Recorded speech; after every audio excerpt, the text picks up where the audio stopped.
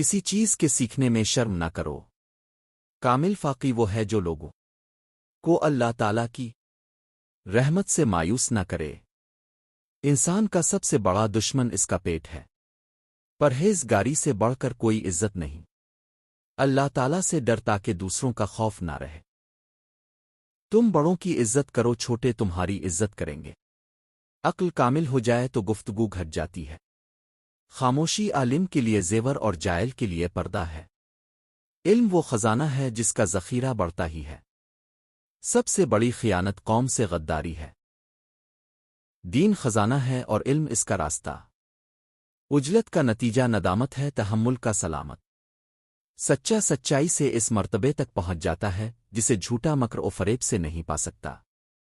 جو شخص اپنے اقوال میں حیا ساتھ رکھتا ہے وہ اپنے افعال میں بھی اس سے دور نہیں ہوتا۔